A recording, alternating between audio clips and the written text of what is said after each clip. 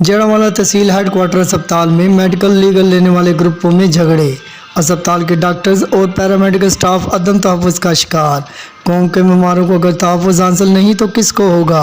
Doctor action committee का कहना था, बार बार की याद दहानी के बावजूद तहसील इंतज़ामिया टस से मस होने को तैयार नहीं।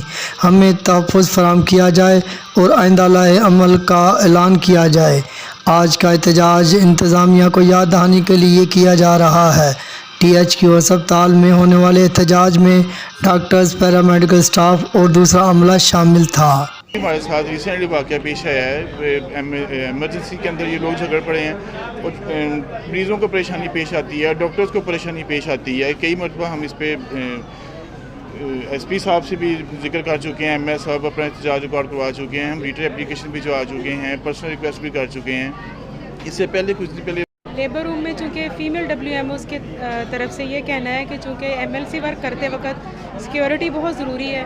कई दफ़ा मेल जो है, जबकि फ़ीमेल डिपार्टमेंट है और वहाँ पे मेल जो आके वहाँ पे काफ़ी ज़्यादा प्रॉब्लम्स क्रिएट करते हैं।